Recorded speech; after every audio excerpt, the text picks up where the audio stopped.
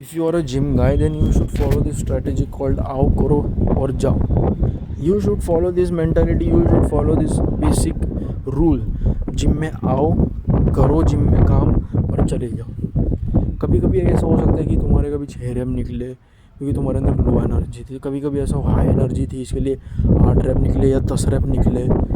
तो ऐसा है कि ज़रूरी नहीं और हर दिन अपने नहीं हो सकते भाई. कभी हो सकता है कभी दिमाग नहीं काम किया, तो कभी हो सकता है बॉडी वो वेट को एक्सेप्ट नहीं कर रही है. कभी हो सकता है कम रैप निकले, कभी हो सकता है जितना सोचा था उससे कहीं कम रैप्स आए, जितना सोचा था उससे कहीं ज़्यादा निकल आए. ये वो 10 तरीके की चीज़ें हो सकती है भाई. ये हर दिन सेम नहीं जाते, ठीक है. तो मेरा बस इतना सा है रूल कि ज़्यादा इस स्ट्रेस मतलब ये सब चीज़ों का. जिम में आओ, काम करो और निकल जाओ. यही है मेरा भाई. क्योंकि कभी कभार बॉडी भी एक्सेप्ट नहीं करती तुम्हारा वेट, बॉडी में एनर्जी नहीं होती, तुम्हारे मसल्स अच्छे से काम नहीं करते, मतलब तुम्हारा दिमाग किसी और जगह पे होता है, मन नहीं करता. I can understand everything. काम ज़्यादा होता है, काम का टेंशन होता है, ये होता है वो होता है. तो तुम्हें बस जिम में ना एक मेंटालिटी फॉलो करनी है, आओ और करो. आओ जिम में आओ मतलब करो, मतलब वर्कआउट करो, जैसा आए वैसा. ऐसा हो सकता है कि भाई 8 के 6 रैप निकले या 6 के 7 रैप निकले या 6 के डायरेक्ट 4 रैप निकले. तो ऐसे कई सारे दिन आते हैं जहाँ पे इतना कम रैप्स आते, इतनी कम चीज़ें आती हैं. तो there are so many days. मेरे भी आज खुद का मैं बोलूँ ना तो मेरे आज खुद के 7 रैप ही आए.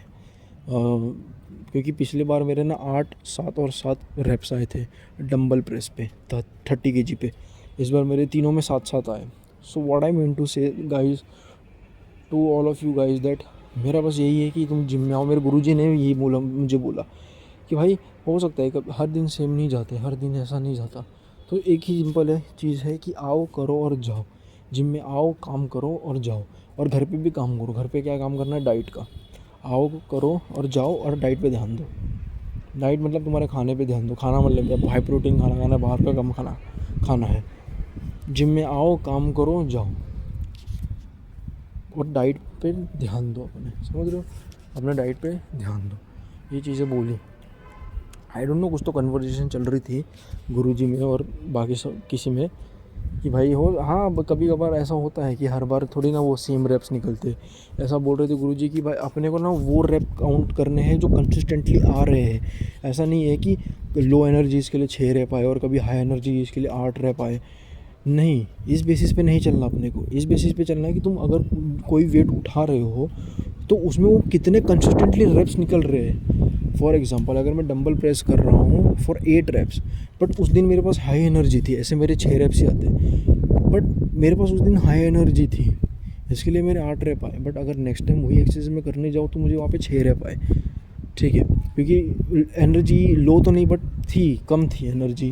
लो तो नहीं बोलूँगा एकदम एक्सट्रीम में, बट एनर्जी थी उस दिन के मुकाबले लो थी. तो अब वो रैप कितने कंसिस्टेंटली आएंगे, लाइक कितने सेशंस में वही 6 रैप निकल रहे, तो वो तुम्हारा मेन रैप हो गया. वो तुम्हारी मेन रैप की काउंटिंग हो गई.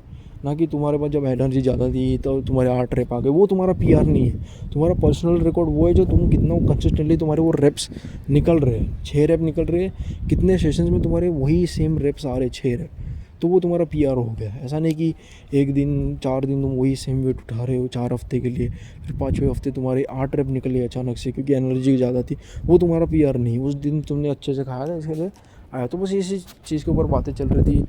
एंड बस गुरुजी ने यही बोला कि मतलब मैंने बोला कि आओ करो और जाओ. बस यही है. कभी भाई नींद पूरी नहीं होती. गुरुजी की भी नींद पूरी नहीं थी तो उनके भी एक आध रैप कम आए, उनको भी बहुत स्ट्रगल करना पड़ा. तो वो यही बोल रहे थे कि भाई देख मेरा तो ऐसा है कि मैं आता हूँ करके चला जाता हूँ, मैं ज़्यादा सोचता नहीं.